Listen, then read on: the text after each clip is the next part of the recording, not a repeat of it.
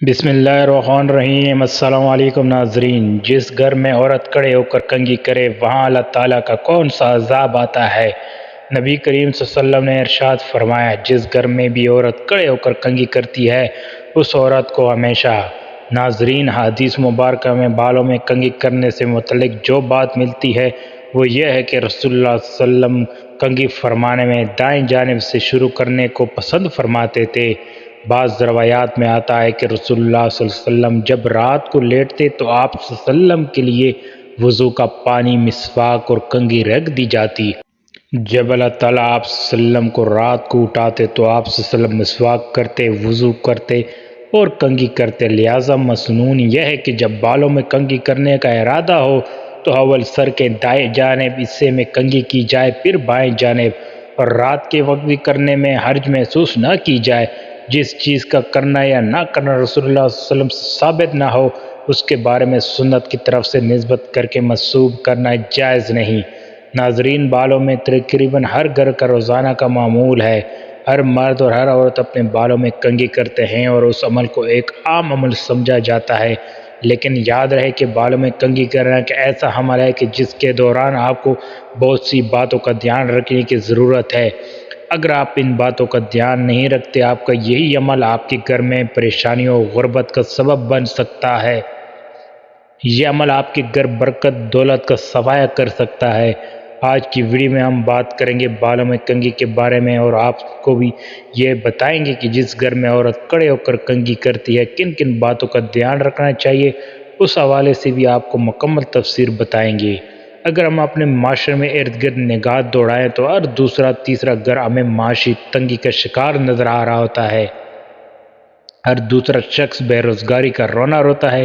یہی معاشی تنگی ہے بعض اوقات گھریلو ناچاکیوں کا سبب بنتی ہے، رشتوں میں دوری اور دلوں میں کشیدگی کا باعث بنتی ہے۔ یہاں گھریلو ناچاکیاں آگے جا کر کئی گھروں میں طلاق کا سبب بنتی ہے۔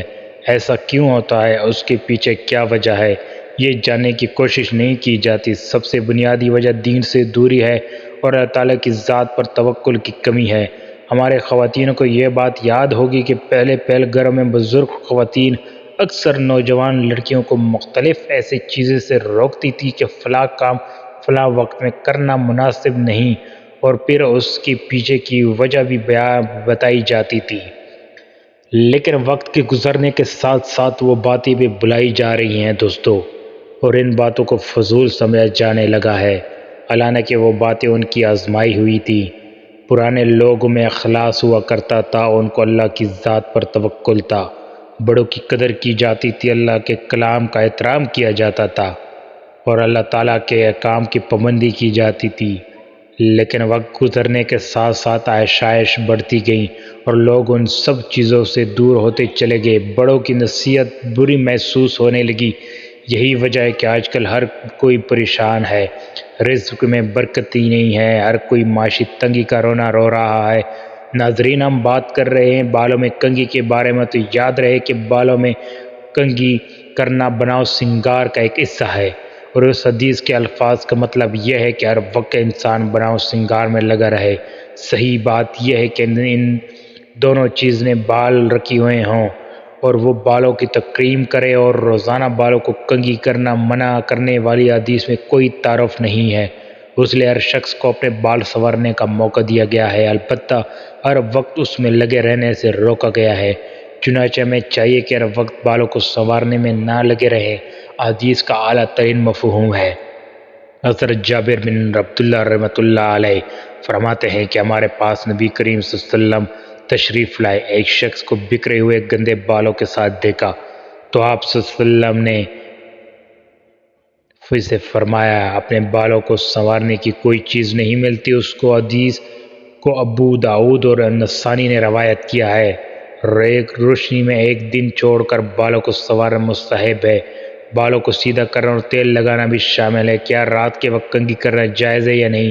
تو معاملہ یہ ہے کہ ایک دن چھوڑ کر ایک دن آپ نے تیل لگانا ہے، تو لوگوں میں پھیلی ہوئی بہت ساری غلط فہمیاں ہیں کہ رات کو جھاڑو لگانے کو غلط سمجھنا، ٹوٹی ہوئی کنگھی سے کنگھا نہ کرنا، غسل خانے میں پیشاب کرنے کو غلط سمجھنا، دانت سے روٹی کاٹ کر کھانے سے قریبی نہیں آتی۔ یہ چیزیں ہوتی ہیں جن پر غور کرنا بہت ضروری ہے۔ کہتے ہیں خواب میں کنگھی کرنے والا انسان اپنی مراد پاتا ہے۔ اگر کوئی کنگھی کر رہا ہے اس کا مطلب یہ ہوگا کہ ایسا شخص اس کی مدد کرے گا جو اس کا قرض اتارے گا۔ حضرت ابراہیم علیہ السلام نے خواب کنگھی کرنے کی تعبیر بیان کی تھی۔ جس مرد نے خواب میں دیکھا داڑھی کو کنگھی کر رہا ہے اس سے بال نکالا تو گویا وہ مال میں سے زکوٰۃ نکالے گا، قرض سے نجات ملے گی، غم سے نجات پائے گا۔ حضرت انس بن مالک رضی اللہ عنہ بیان کرتے ہیں کہ نبی کریم صلی اللہ علیہ وسلم کثرت سے سر مبارک میں تیل ڈال دیتے اور کنگھا کرتے تھے۔ نبی کریم صلی اللہ علیہ وسلم نے ارشاد فرمایا، جس کے پاس بال ہوں وہ اس کی حفاظت کرے اور ان کو دھوئے، تیل لگائے، کنگھا کرے۔ حضرت انس بن مالک رضی اللہ عنہ سے بیان کرتے ہیں کہ نبی کریم صلی اللہ علیہ وسلم کے پاس ایک عطر دان تھا جس سے آپ خوشبو لگایا کرتے تھے۔ میں نے کبھی نہیں دیکھا کسی نے حضور صلی اللہ علیہ وسلم کو خوشبو پیش کی اور آپ نے رد کی ہو۔ آپ صلی اللہ علیہ وسلم نے ارشاد فرمایا کہ تم جس شخص کو خوشبو پیش کی جائے تو اس خوشبو کو رد نہ کیا جائے۔ اللہ تعالی ہمیں آپ صلی اللہ علیہ وسلم کے اسوہ حسنہ پر عمل کرنے کی توفیق عطا فرمائے۔ جہاں تک بات ہے عورتوں کا کھڑے ہو کر کنگھی کرنے اور بال باندھنے کی، جو کہ تقریباً ہر عورت کی اس کی عادی ہے، ہماری اپنے خواتین سے گزارش ہے کہ اگر آپ کی بھی یہی عادت ہے تو اس کو فوراً آج ہی چھوڑ دیں۔ اگر ویڈیو پسند آئے تو لائک لازمی کیجیے گا دوستو، کیونکہ یہ بات ہمارے مطالعے میں آئی ہے کہ خواتین کا کھڑے ہو کر بالوں میں کنگھی کرنا اور بالوں کو کھڑے ہو کر باندھنا یا کھڑے ہو کر چونٹیاں بنانا رزق کی تنگی کا سبب بنتا ہے۔ اس لیے ضروری ہے کہ اس عادت کو ترک کیا جائے تاکہ ہمارے اس عمل کی وجہ سے ہمارے گھر میں پریشانی نہ آئے اور ہم اپنے گھر میں معاشی اور اس کی تنگی کا سبب نہ بنے۔ جس گھر میں معاشی تنگی ہوتی ہے تو اس کا خمیازہ سب کو بھگتنا پڑتا ہے۔ ناظرین، ہم نے آپ کو معاشی تنگی اور اس کی تنگی کے اسباب میں سے ایک بہت بڑا سبق بتایا جو کہ خواتین سے متعلق تھا۔ اس کے علاوہ بھی تنگی اور بے برکتی کی بہت سے اسباب ہیں۔ وہ اسباب بھی ہیں آپ کے گوش گزار کیے دیتے ہیں تاکہ آپ ان سے بچنے کی کوشش کریں۔ نماز میں سستی کرنا، گناہ کرنا، جھوٹ بولنا، نیک اعمال میں ٹال مٹول کرنا، بغیر ہاتھ دھوئے کھانا کھانا، ماں باپ کے لیے دعائے خیر نہ کرنا، اندھیرے میں کھانا کھانا، دروازے پر بیٹھ کر کھانا، بغیر دسترخوان بچھانے کھانا کھانا، دانتوں سے روٹی کتر کر چینی یا مٹی کے ٹوٹے ہوئے برتن استعمال کرنا، جس سے برتن میں کھانا کھایا اس میں ہاتھ دھو کر پینے کے برتن کھلے چھوڑ دینا، دسترخوان پہ گزرے ہوئے کھانے وغیرہ کے ڈر اٹھانے میں سستی کرنا، گھر میں مکڑی کی جالیں رہنا، ٹوٹی ہوئی کنگھی استعمال کرنا وغیرہ شامل ہے۔ ناظرین، رزق میں برکتی کے لوگ چاہیے کہ وہ بے برکتی کے اسباب پر نظر ڈالیں، ان سے بچنے کی ہر موقع میں کوشش کریں، اور یہ بھی واضح ہے کہ کثرت گناہ کی وجہ سے رزق میں بے برکتی آ جاتی ہے۔ اس لیے گناہ سے بچنے کی ہر صورت کوشش کریں، کیونکہ کثرت گناہ آفات کے آسیب کا سبب ہے۔ ہم آپ سے اپنا محاسبہ کریں تو آج ہم اپنے گناہ میں ڈوبے ہوئے ہیں۔